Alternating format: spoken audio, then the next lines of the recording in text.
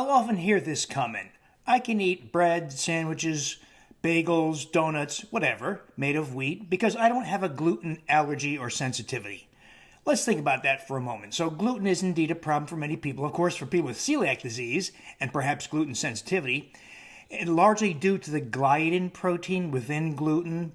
So gluten is two kinds of proteins. It's glutenin that confers its stretchability, that makes it a dough to make pizza crusts and other things like that. But it's also the gliadin protein. That's the source of most of the problems. It's the gliadin protein, for instance, that is partially degraded because we don't have the enzymes to fully break down the gliadin protein sequences, amino acid sequences. So it forms gliadin-derived opioid peptides. And I mean that literally, opioid peptides, because they cross into the brain, and they stimulate appetite. So put aside gluten sensitivity, gliadin is an important and very potent appetite stimulant. We also know with good evidence that the gliadin protein is also the initiating factor in numerous, if not most, autoimmune diseases like rheumatoid arthritis and type 1 diabetes. And gliadin is also a source of inflammation in the gastrointestinal tract. So just that alone, you think, be enough to turn people off to wheat. That is the initiation of autoimmune diseases, gliadin-derived opioid peptide appetite stimulants, and gastrointestinal inflammation. But there's other factors in wheat, and that's why I say, if you say I'm not sensitive to gluten, well, you really are, even though you don't perceive it that way. But there's other problems in wheat and related grains. And I say related grains because you may not think this way, but grasses, that's what wheat and grains are. They're seeds of grasses, and humans are just not equipped to digest the components of grasses. Humans, our species, Homo sapiens, it just doesn't have we don't have the digestive equipment to break down components of grasses, especially the seeds of grasses, whether it's wheat or barley or rye or oats or triticale or millet. We simply can't digest the components of seeds of grasses. What's there besides gluten? Well, there's also amylopectin A. Amylopectin A is the carbohydrate unique to wheat and grains. It's different than other amylopectins, say the amylopectin C, for instance, of legumes. Amylopectin A has a structure that makes it uniquely susceptible to digestion by the ubiquitous enzyme amylase in your saliva and in your stomach. While many components of wheat and grains are indigestible or only partially digestible, amylopectin A is the exception. It is highly digestible. So when you put a piece of bread or bagel or pancake in your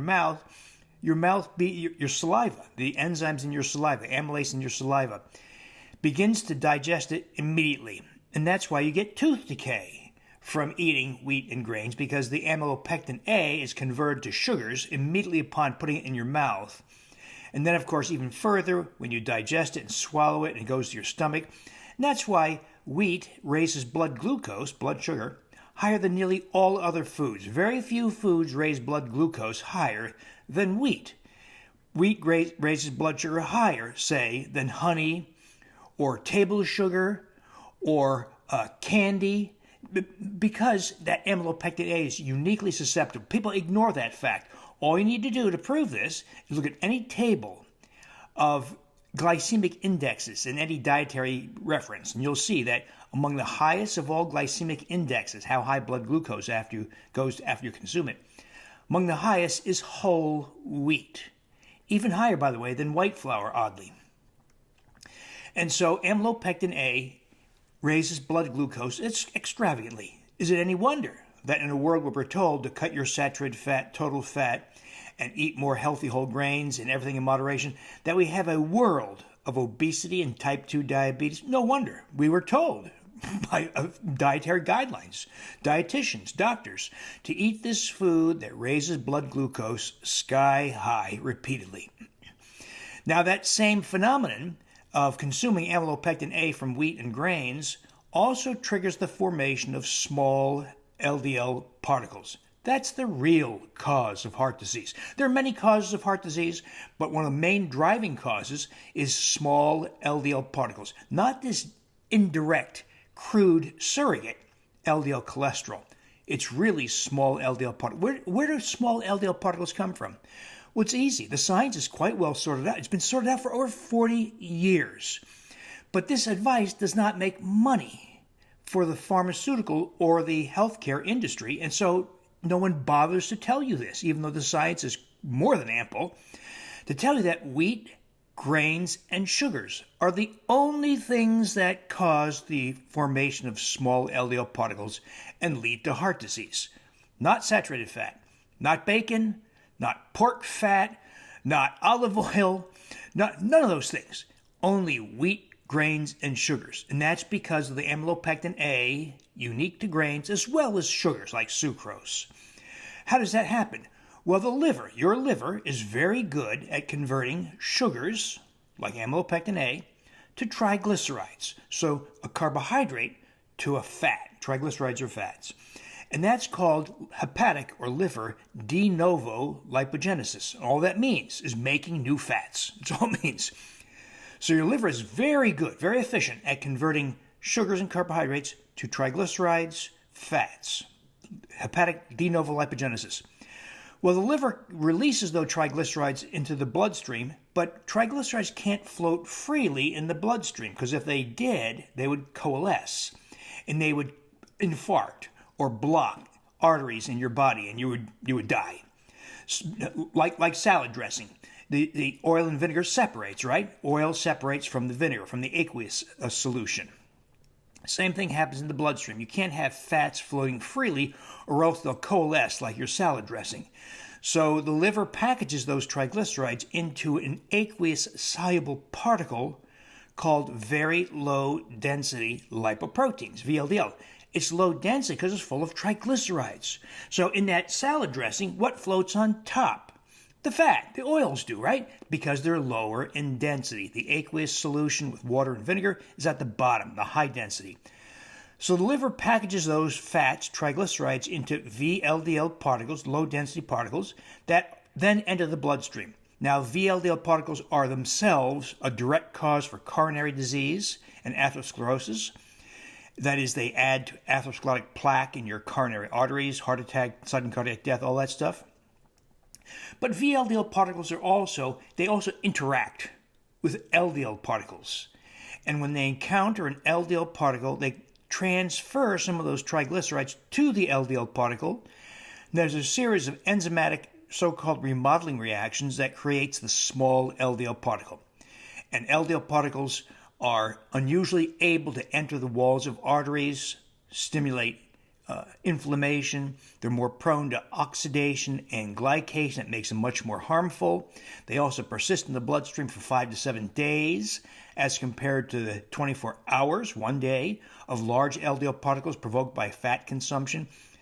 So small LDL particles are perfectly little evil things that create coronary atherosclerotic plaque. And how do they get their start? Wheat, grains, and sugar. And that process of hepatic de novo lipogenesis is amplified, turned up higher in the presence of insulin resistance and inflammation. What causes insulin resistance and inflammation? Consumption of wheat, grains, and sugars, as well as deficiency of many common nutrients due to the quirks of modern life, like vitamin D, like magnesium, iodine, omega-3 fatty acids. So those things are part of my programs because we want to reverse or minimize insulin resistance that amplifies hepatic de novo lipogenesis. It's kind of a mouthful, right? But know that the whole process gets started with consumption of wheat, grains, and sugars. So that's the amylopectin A. So you can appreciate that when somebody says, I can eat wheat, I can eat bread and bagels and donuts because I don't have a gluten sensitivity. You can see how overly simplistic that is. The amylopectin A is a major problem, a cause for heart disease. Now it goes even further. That amylopectin A raises blood glucose, right, because it's very susceptible to that amylase enzyme. When blood glucose goes higher, you glycate proteins. You irreversibly modify proteins in the body. It could be that LDL particle making it much worse when it's small and glycated. It could be glial and neuronal proteins in your brain That is, brain cells and supportive cells that are prone to glycation, the proteins in them prone to glycation, that takes you closer to cognitive impairment and dementia. It could be glycation of skin, that is the collagen in skin, causing acceleration of skin aging. It could be the glycation of collagen in your joints, because joint cartilage is mostly collagen, and collagen is very glycation prone. It makes the collagen and the cartilage very brittle and breaks down, leading you closer to arthritis. It could be glycation of the proteins in the lenses of your eyes, and that leads to opacities or cataracts. In other words, high blood glucose from the amylopectin A, unique to wheat and grains, raises blood glucose and thereby glycates numerous proteins in the body, a process that is irreversible, taking you closer to all the phenomena of aging and disease. That's just the amylopectin A. How about wheat germ agglutinin? It sounds like gluten, but it's unrelated. It's called agglutinin because when wheat germ agglutinin contacts blood, it causes agglutination or blood clotting. So wheat germ agglutinin is a potent blood clot provoker. Now, thankfully, if you consume wheat, only a little bit of that wheat germ agglutinin enters the bloodstream. That's why most people have antibodies against wheat germ agglutinin. So most of it just passes right through your gastrointestinal tract from mouth into the toilet. So what's the concern here? Well, it's a potent bowel toxin. If you just give a speck of purified wheat germ agglutinin, a milligram, just a little speck, to a rat, it destroys its gastrointestinal tract. What it does is it denudes the villi, the hair-like appendages on the intestinal lining, and it causes intestinal inflammation and endotoxemia, entry of bacterial byproducts into the bloodstream. And wheat germ agglutinin does enter the bloodstream in small quantities where it's very inflammatory and blocks multiple hormones. So that's wheat germ agglutinin, a potent bowel toxin and hormonal disruptor. There's also phytates, or phytic acid. Phytates bind minerals in the gastrointestinal tract, positively charged minerals like calcium, magnesium, iron, and zinc, and makes them unavailable for absorption. Now, it's not 100%, it's more like 60-70% of all those minerals are blocked from being absorbed. So, consumption of foods that contain wheat germ agglutinin increase or cause numerous mineral deficiencies. You might not know that because most people don't know that they're deficient in magnesium or zinc, but the most common one is iron. So I see a lot of females, oddly this is peculiar to females, don't know why, who develop iron deficiency anemia. And I've seen many ladies go through taking iron supplements, prescription iron injections, even blood transfusions, bone marrow biopsies to try to understand why they're so anemic. They have hemoglobins of 7 or 8. Normal is about 12 or higher. Hemoglobin, of course, is the oxygen-carrying protein in your red blood cells, and they are anemic. So there's no source of bleeding beyond perhaps menstrual cycles, and it's resistant to treatment. Even though they take iron tablets, prescription iron injections, etc., they remain iron deficient. This means they're often breathless, tired, cold, getting those procedures and blood transfusions, but they stop consumption of wheat and related grains, and within typically 2 weeks, their hemoglobin is 12. It's very easy to remedy. That's all due to phytates. Now, that's the most obvious one that gets manifested, but there's others.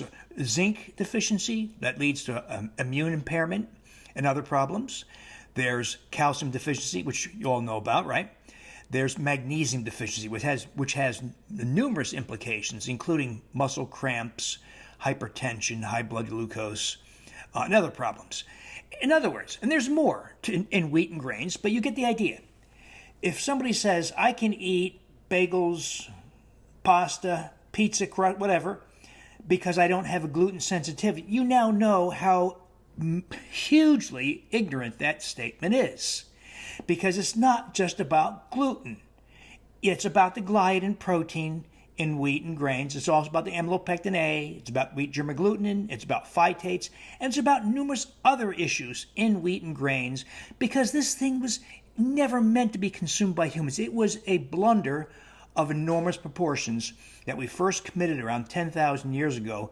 The irony, of course, is that we didn't recognize it as a blunder because it kept us alive. It kept us with calories in the near term. but we didn't recognize that we pay a long-term health price.